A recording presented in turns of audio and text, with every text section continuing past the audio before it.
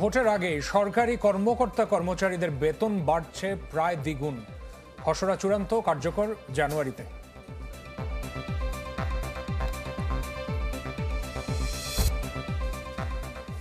আট দিন ভোটের মাঠে থাকবে সেনাসহ 8.5 লাখ সদস্য। পুলিশের সক্ষমতা নিয়ে সংশয় দেখছে না স্বরাষ্ট্র উপদেষ্টা। রাজনৈতিক দলগুলোর অনৈক্যে হতাশ বিএনপি। ৭১ আর ২৪-এর ঐক্যে ভাঙন ধরাতে ষড়যন্ত্রের অভিযোগ।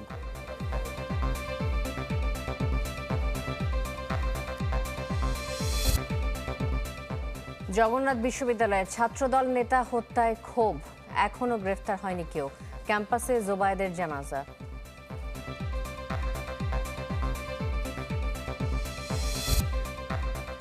শাহজালাল বিমানবন্দরে আমদানি পণ্য খালাস শুরু। আগুনে ঘটনা নাশকতা কিনা জানা যাবে তদন্তের পর, বলছে সরকার।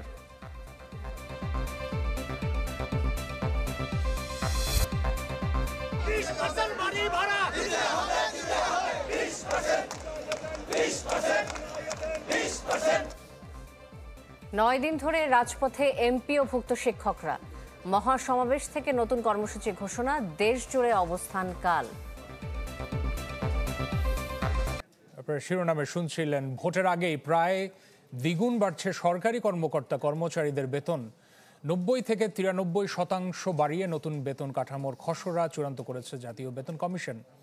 অর্থনীতিবিদরা বলছেন, এই প্রস্তাব কার্যকর হলে বেতন সুবিধার বাইরে রয়ে যাওয়া বিপুল জনগোষ্ঠীর সাথে একটা বড় ধরনের বৈষম্য তৈরি হবে। ইমদাদ হক এ নিয়ে রিপোর্ট করেছেন। মূল্যস্ফীতির চাপ সামলাতে সরকারি কর্মচারীদের বেতন বাড়ানোর সিদ্ধান্ত নেয় অন্তর্বর্তী সরকার। গেল ২৭ জুলাই গঠন করা হয় জাতীয় বেতন কমিশন, যারা চূড়ান্ত প্রতিবেদন দিতে চায় ভোটের আগেই, আগামী ডিসেম্বরে। আর নতুন বেতন কার্যকর হওয়ার কথা আসছে জানুয়ারি থেকে। এরই মাঝে চূড়ান্ত সরকারি কর্মচারীদের বেতন কাঠামোর খসড়া, যাতে গ্রেড 1-এর কর্মকর্তার বেতন ৭৮,০০০ টাকা থেকে বাড়িয়ে ১,৫০,৫৯৪ টাকা করার প্রস্তাব দিয়েছে কমিশন। অর্থাৎ ১০ বছরের ব্যবধানে যা বাড়ছে ৯৩%। ৯০ থেকে ৯৭% বৃদ্ধির প্রস্তাব রয়েছে দ্বিতীয় থেকে ২০তম গ্রেডের কর্মচারী পর্যন্ত। গেল ১০ বছরের মূল্যস্ফীতি বিবেচনায় ২০৩০ সালে বেতন কত বাড়তে পারে তারও সুপারিশ দেবে কমিশন। যারা নাকি আপনার আয় উপার্জন করে, সরকারের আয়, তারা কিন্তু শুধু বেতনের মধ্যে সীমাবদ্ধ থাকে না, তারা এমন আইন কানুন করে নিছে নিজেদের সুবিধার জন্য। ওই যে সরকারি আয় থেকে একটা অংশ কিন্তু তারা নিয়ে যায়। আমাদের এই চাওয়াটার কখনই শেষ হবে না, এবং আমরা এখন যেটা মানুষের চাহিদা, সারা দেশের যে চাহিদা, সেই চাহিদার পাশাপাশি একটা অল্প কিছু সরকারি গোষ্ঠীকে বেতন বাড়িয়ে দেওয়ার সাথে সাথে সারা দেশে এটার একটা ব্যাপক প্রভাব পড়বে। সর্বত্র তখন আপনার হচ্ছে এই বেতন বৃদ্ধির একটা চাপ পড়বে এবং মুদ্রাস্ফীতি আরো বেশি পড়বে। নতুন বেতন কাঠামো ঠিক করতে আধা সরকারি ও স্বায়ত্তশাসিত প্রতিষ্ঠানের কর্মচারী সহ অংশীজনদের সাথে দফায় দফায় বৈঠক করছে জাতীয় বেতন কমিশন। অর্থ মন্ত্রণালয়ের কাছে জানতে চাওয়া হয়েছে বাস্তবায়নের কৌশল ও পরিকল্পনা। সরকারি কর্মচারীদের যাপিত জীবন এবং বাইরে যে জনগোষ্ঠী আছে তাদের মধ্যে কিন্তু যাপিত জীবনের মধ্যে একটা বৈষম্যের সৃষ্টি হবে। সরকারি কর্মচারীদের যে ভোগ সেটা বাড়বে বা তাদের অন্যান্য সুযোগ সুবিধা সেটা বাড়বে, কিন্তু তার বাইরে যে জনগোষ্ঠী আছে তারা কিন্তু এই যে অর্থনৈতিক বঞ্চনার শিকার যারা হয়েছেন এই পর্যন্ত, এটা কিন্তু চলতেই থাকবে। বেতন কমিশন এবার আধা সরকারি, স্বায়ত্তশাসিত প্রতিষ্ঠান, রাষ্ট্রায়ত্ত ব্যাংক, সরকারি মঞ্জুরিপ্রাপ্ত বিশ্ববিদ্যালয় সহ সংশ্লিষ্ট প্রতিষ্ঠানের কর্মকর্তা কর্মচারীদের জন্য নতুন বেতন কাঠামো নির্ধারণের সুপারিশ প্রণয়ন করবে। বিশ্লেষকরা বলছেন, যাতে তৈরি হতে পারে বড় ধরনের বৈষম্য। স্বাভাবিক হিসেবেই যখন সরকারি বেসরকারি খাতের বেতন বাড়ে, তখন জিনিসপত্রের দাম বাড়ে, তৈরি হয় মূল্যস্ফীতির চাপ। সব মিলিয়ে ৩০-৩৫ লাখ এই যে সরকারি কর্মকর্তা কর্মচারীদের বেতন বাড়ানো হচ্ছে, এর বাইরে রয়ে যাচ্ছে বিপুল জনগোষ্ঠী। বিপুল এই জনগোষ্ঠী মূল্যস্ফীতির চাপ কিভাবে সামলাবে, আর সরকারি বা এটা কিভাবে মোকাবেলা করবে, সেটাই এখন দেখার বিষয়। ইমদাদ হক, চ্যানেল 24, ঢাকা। জাতীয় নির্বাচনের আগে পরে ভোটের মাঠে ৮ দিন সেনা পুলিশ সহ বিভিন্ন বাহিনীর ৮.৫ লাখ সদস্য মোতায়েনের প্রস্তাব করেছে নির্বাচন কমিশন। অংশীজনদের সাথে বৈঠক শেষে এ তথ্য জানান ইসি সিনিয়র সচিব আক্তার আহমেদ। তিনি দাবি করেন, নির্বাচন নিয়ে কোনো শঙ্কা নেই। এবার নির্বাচনী প্রচারে ব্যবহার করা যাবে না ড্রোন। জাতীয় সংসদ নির্বাচন সামনে রেখে আইনশৃঙ্খলা বাহিনীর সদস্যদের সাথে নির্বাচন কমিশনের এই বৈঠক। উপস্থিত ছিলেন ৩ বাহিনী প্রধানের প্রতিনিধি, স্বরাষ্ট্র মন্ত্রণালয়ের সচিব, ডিজিএফআই, এনএসআই, এনটিএমসির মহাপরিচালক সহ বিভিন্ন বাহিনীর প্রধান ও প্রতিনিধিরা। বৈঠক চলে ৩ ঘন্টার বেশি। ১৩টি বিষয়ে আলোচনার পর কমিশনের সিনিয়র সচিব জানান, নির্বাচনের আগে ও পরে মোট ৮ দিন আইনশৃঙ্খলা বাহিনীর সদস্য মোতায়েন রাখার প্রস্তাব করা হয়েছে। আমরা মূলত 5 দিনের ডিপ্লয়মেন্ট প্রোগ্রাম করা হয়, সেখানে একটা প্রস্তাব এসছে এটা যেন 8 দিন করা হয়। নির্বাচনের আগে 3 দিন, নির্বাচনের দিন এবং নির্বাচন পরবর্তীতে 4 দিন। তো আমাদের ইনিশিয়াল প্রোগ্রামিং ছিল, প্ল্যানিং ছিল 5 দিন, এখন প্রস্তাবনাটা এসছে 8 দিন। এটা আমরা পরীক্ষা করে দেখব।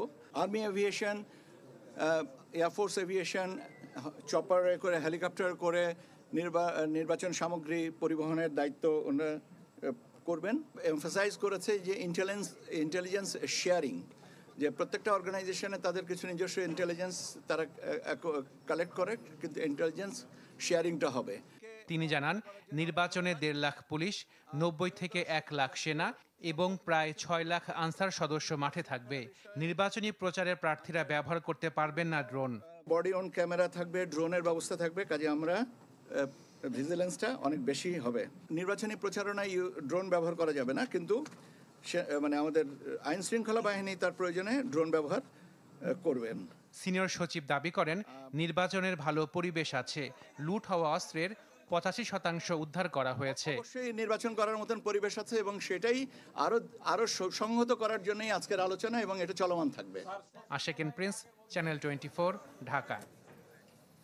এদিকে স্বরাষ্ট্র উপদেষ্টা জাহাঙ্গীর আলম চৌধুরী জানিয়েছেন, নির্বাচন পরিচালনায় পুলিশের সক্ষমতা নিয়ে কোনো প্রশ্ন নেই। সচিবালয়ে সাংবাদিকদের তিনি একথা জানিয়েছেন। সক্ষমতা তো আছে, এতে কোনো সন্দেহ নাই। আমাদের পক্ষে ইলেকশন কন্ডাক্ট করা কোনো রকমের কোনো অসুবিধা হবে না। গত 3টা নির্বাচন, যেটা এই অবৈধ নির্বাচন, ওইগুলিতে যারা পার্টিসিপেট করছে তাদের আমরা যতটা সম্ভব তাকে দূরে রাখার চেষ্টা করি। প্রশাসন পুনর্গঠন এবং লেভেল প্লেইং ফিল্ড ছাড়া দায় সারা নির্বাচন মেনে নেওয়া হবে না, এমন হুঁশিয়ারি দিয়ে জামায়াত নেতারা বলছেন যে জাতীয় নির্বাচন প্রশ্নবিদ্ধ করতেই গণভোট এবং নির্বাচন একই দিনে করার অপচেষ্টা করছে একটি দল। ঢাকা মহানগর উত্তর ও দক্ষিণের বিক্ষোভ মিছিল পূর্ব সমাবেশে এসব কথা বলেছেন দলটির নেতারা। রাজধানীতে সমাবেশে হুঁশিয়ারি দেন, নতুন করে ফ্যাসিবাদের চেষ্টা করলে জনগণ আবারও প্রতিরোধ গড়ে তুলবে। প্রশাসনের কেউ যদি কোনো নির্দিষ্ট দলের সাথে আপোষ করে তবে ভবিষ্যতে পালাবার সুযোগ নেই। নভেম্বরের মধ্যে গণভোট দিয়ে জুলাই সনদের ভিত্তিতে নির্বাচন চান জামায়াত নেতারা, এমনটি বলেন তারা। জগন্নাথ বিশ্ববিদ্যালয়ের শিক্ষার্থী ছাত্রদল নেতা জোবায়েদ হত্যায় এখনও কাউকে গ্রেফতার করতে পারেনি পুলিশ। কাল সকালের মধ্যে আসামি গ্রেফতার করা না হলে কঠোর কর্মসূচির হুঁশিয়ারি দিয়েছেন সহপাঠীরা। তবে শিগগিরই আসামিদের গ্রেফতারের আশ্বাস দিয়েছে পুলিশ।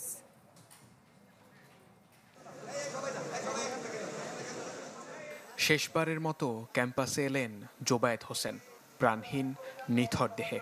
ক্লাস, পরীক্ষা কিংবা রাজনীতির খুঁটিনাটি নিয়ে ব্যস্ততা, জনারণ্যের মাঝেও নিস্তব্ধতা জোবায়েদের জন্য।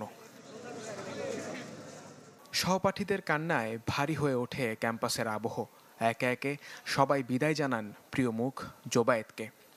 লাস্ট পরীক্ষাও আমরা একসাথে, ও বের হয়েছে, তারপরে আমি বের হয়ে গেছি পরীক্ষার হল থেকে, আমরা নিচে একসাথে আসছি। সবসময় দেখা হইলে বুকে জ্বর একদম, এভাবে ও লম্বা ছিল তো এভাবে টেনে বুকে নিয়ে নিত সবসময়, যারে দেখতো টেনে বুকে নিয়ে নিত সবসময়। আমরা চাই যাতে যারা এই কাজ করছে তারা যাতে শাস্তি পায়। আমরা শুধু এতটুকুই চাবো প্রশাসনের কাছে, সবার কাছে এটাই চাবো। সন্তানের এমন নির্মম মৃত্যুতে বাকরুদ্ধ বাবা মোবারক হোসেন চাইলেন দোষীদের সর্বোচ্চ বিচার। আমার ছেলে তো মৃত্যুবরণ করছে, মারিয়া লাইছে, আমি প্রকৃত দোষীর বিচার চাই। বাদ জোহর বিশ্ববিদ্যালয়ের সায়েন্স ফ্যাকাল্টির সামনে হয় জোবায়েদের জানাজা। তার মৃত্যুতে বাতিল করা হয় বিশ্ববিদ্যালয়ের প্রতিষ্ঠাবার্ষিকীর সব আয়োজন। জানাজা শেষে বিক্ষোভ মিছিল বের করেন সাধারণ শিক্ষার্থীরা। আর রফিক ভবনের সামনে সংবাদ সম্মেলন করে শিক্ষক সমিতি, যেখানে বিচারের আশ্বাস দেয় পুলিশ। আগামীকাল সকাল 10টার মধ্যে এই হত্যার সাথে যারা জড়িত তাদের প্রত্যেককে চিহ্নিত করে হত্যার মোটিভকে উদ্ঘাটন করে তাদেরকে আইনের আওতায় আনতে হবে। প্রকৃত আসামি যে গ্রেফতার করা হবে তারা যদি সর্বোচ্চ শক্তিশালী হয় তাও আমরা মনে করি যে প্রকৃত আসামি গ্রেফতার হবে। প্রমাণের স্বার্থে প্রমাণ যাদের বিরুদ্ধে পাবো সে যেই হোক, যত শক্তিশালী হোক, শক্তিশালী প্রশ্ন নাই, আসামি তো শক্তিশালী না। আশা করি আমি খুব দ্রুতই আপনাদেরকে প্রেস ব্রিফিংয়ের মাধ্যমে হয়তো সুসংবাদ দিতে পারবো। জোবায়েদ হত্যার প্রতিবাদে সারা দেশে হয়েছে বিক্ষোভ মিছিল। বরিশাল বিশ্ববিদ্যালয়ে বিক্ষোভ করেন ছাত্রদল নেতাকর্মীরা। আর কুষ্টিয়ায় সংক্ষিপ্ত সমাবেশে ছাত্রদলের ওপর হামলার নিন্দা ও প্রতিবাদ জানান বক্তারা। মুহাজির হক, চ্যানেল 24, ঢাকা। হযরত শাহজালাল আন্তর্জাতিক বিমানবন্দরে শুরু হয়েছে আমদানি পণ্যের ফ্লাইট শিডিউল। অনেকটাই স্বাভাবিক এখন। আন্তর্জাতিক ফ্লাইট ওঠানামা করছে সময় মতো, তাই যাত্রী দুর্ভোগ ছিল না বললেই চলে। আগুনে মারাত্মক ক্ষতিগ্রস্ত হওয়ার পর আবার শুরু হয়েছে আমদানি পণ্য খালাস। এদিকে স্বরাষ্ট্র উপদেষ্টা বলেছেন, আগুনের ঘটনা নাশকতা কি না তা জানা যাবে তদন্তের পর। দুদিন বন্ধ থাকার পর শাহজালাল আন্তর্জাতিক বিমানবন্দরে শুরু হলো আমদানি করা পণ্যের খালাস। খালাস হওয়া পণ্যের বেশিরভাগই আগুনের পর আমদানি করা। খবর শুনে সকাল থেকে C&F এজেন্ট ও বিভিন্ন ব্যবসা প্রতিষ্ঠানের প্রতিনিধিরা ভিড় করেন কার্গো ভিলেজের 9 নম্বর গেটে। আমরা এখানে আসছি, এখান থেকে ডেলিভারি হচ্ছে এটা শুনে আসছি, কিন্তু সারাদিন আজকে আমরা এখানে ছিলাম, শুধুমাত্র একটা কনসাইনমেন্টের মাল বেরোইছে, আর কোনো ডেলিভারি হয় নাই। কোথায় মালামাল আছে, কোথায় হেল্পার, আমরা মাল আদৌ মাঠে আছে কিনা, আমার 17-18টা শিপমেন্ট, এখন কাকে আমি এই নাম্বারগুলি দিব যে আমার এই মালগুলি কোথায় আছে তথ্যপত্র দেন, কিন্তু এখানে তো কোনো কিছুই দেখতেছি না। আগে যেখানে 4টি গেট ব্যবহার করে পণ্য খালাসে হিমশিম খেতে হতো বিমান কর্তৃপক্ষকে, সেখানে একটি মাত্র গেট দিয়ে তা সরবরাহে নাভিশ্বাস অবস্থা। একটা মাস্টারে দেখা গেছে 100, 150, 200, 300, 400 পার্টির এরগুলো ফাটির মাল থাকে, তো সেইগুলো মনে করুন বাছাই করে দিতে দিতে তো অনেক প্লেসের দরকার, তো এখানে তো এই পরিবেশ নাই। আগুনে আমদানি কার্গো পুড়ে গেলেও অক্ষত আছে রপ্তানি পণ্য। এদিকে সচিবালয়ে সম্প্রতি আগুনের ঘটনাগুলো নিয়ে কথা বলেন স্বরাষ্ট্র উপদেষ্টা। জানান, এসব ঘটনা নাশকতা কিনা তা জানা যাবে তদন্তের পর। অনেকগুলি কমিটিও করে দেওয়া হয়েছে এবং এটা কি কারণ এগুলি তারা ইনভেস্টিগেশন করতেছে, করার পরে আমরা জানতে পারবো কি কারণে হয়েছে। এখন হলো কি ইনভেস্টিগেশনের আগে আমি বলতে পারবো না এটা কি। দেশের প্রধান এই বিমানবন্দর ব্যবহার করে আমদানি করা পণ্যের প্রায় 1/4 রপ্তানিমুখী শিল্পের কাঁচামাল। আহমেদ সোহাগ, চ্যানেল 24, ঢাকা। বিমানবন্দরের কার্গো ভিলেজে আগুনে প্রাথমিকভাবে 12,000 কোটি টাকার ক্ষয়ক্ষতির ধারণা এক্সপোর্টার্স অ্যাসোসিয়েশন অব বাংলাদেশ EABর। সংগঠনটি জানিয়েছে, সরবরাহ ব্যবস্থা বাধাগ্রস্ত হওয়ায় আস্থা হারাতে পারেন ক্রেতারা। ক্ষতিগ্রস্ত পণ্যের বিপরীতে বীমা দ্রুত নিষ্পত্তি সহ 6 দফা দাবিও জানানো হয় এই সংবাদ সম্মেলনে।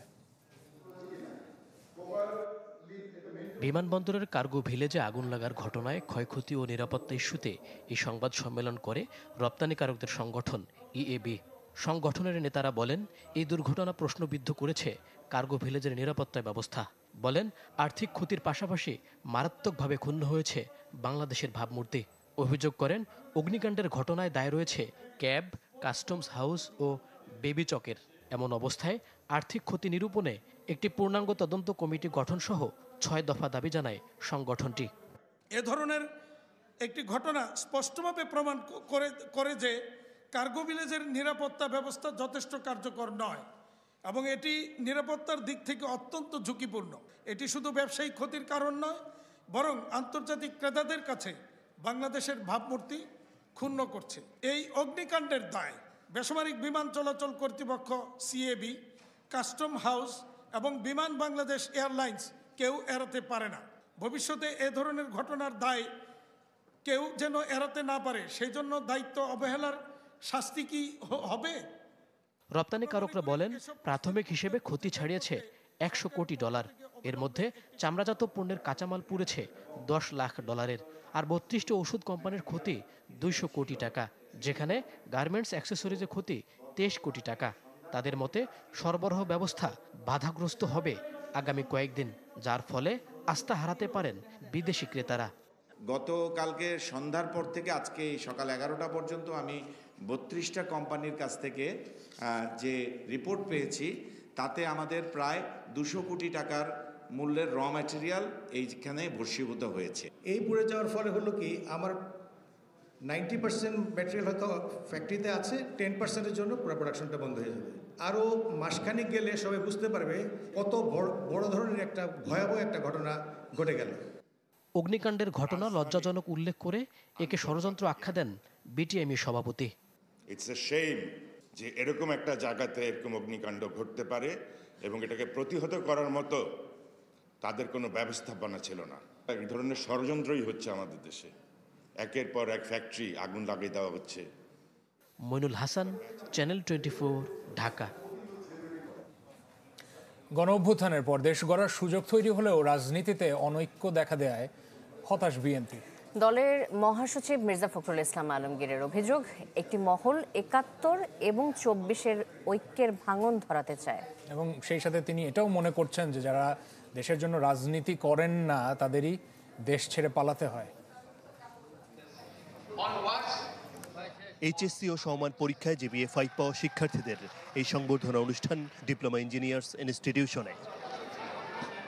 অনুষ্ঠানে দেশের শিক্ষা ব্যবস্থা নিয়ে ক্ষোভ প্রকাশ করেন বিএনপি মহাসচিব মির্জা ফখরুল ইসলাম আলমগীর। গণঅভ্যুত্থানের আকাঙ্ক্ষার আলোকে দেশ গড়তে হলে রাজনীতিতে সততা ও সৌন্দর্য ফেরানোর তাগিদ দিয়ে 71 এবং 24-এর ঐক্য ধরে রাখার আহ্বান জানান বিএনপি মহাসচিব। রাজনীতির মধ্যে যদি সৌন্দর্য না আনা যায় তাহলে তো রাজনীতি কখনোই সুন্দর হবে না। বিএনপি মহাসচিব বলেন, ব্যক্তি স্বার্থ আর লুটপাটের রাজনীতি করলে দেশ ছেড়ে পালাতে হয়। পালিয়ে যেতে হলো জনগণের কাছ থেকে, দেশ ছেড়ে, আর শুধুমাত্র সম্পদ তৈরি করা ব্যক্তিগত স্বার্থে, তাহলে মানুষের ঘৃণা ছাড়া আর তারা কোনো কিছু যুক্ত করতে পারে না। এত বড় একটা সুযোগ সৃষ্টি হয়েছে দেশটাকে আবার সুন্দর করবার, সুন্দর করে গড়ে তুলবার। চারদিকে দেখছি যে একটা অনেকের সুর, তখন আমরা অনেকেই হতাশ হচ্ছি। পরে গুলশানে চেয়ারপারসনের কার্যালয়ে এক অনুষ্ঠানে বিএনপিতে যোগ দেন হিন্দু সম্প্রদায়ের 50 জন। এ সময় মির্জা ফখরুল বলেন, ধ্বংসস্তূপ থেকে বাংলাদেশকে বের করে আনার চেষ্টা করছে বিএনপি। কিছু মানুষ চেষ্টা করছে আমাদের যে 1971 সালের স্বাধীনতা যুদ্ধে আমরা যে দেশ তৈরি করেছি, তার যে ঐক্য সৃষ্টি করেছি, 24-এর এই বিপ্লবে যে ঐক্য সৃষ্টি করেছি, সে ঐক্যের মধ্যে ভাঙন ধরাতে চায়। বিভিন্ন রকম কথা বলে, বিভিন্ন রকম কর্ম করে ভাঙন ধরাতে চায়। আমরা অত্যন্ত সচেতনভাবে এই ভাঙনের বিপক্ষে। একটি কুচক্রী মহল সাম্প্রদায়িক বিভাজনের চেষ্টা করছে উল্লেখ করে তা প্রতিহতের আহ্বান জানান বিএনপি মহাসচিব। আদ্দিন সচিব, চ্যানেল 24, ঢাকা।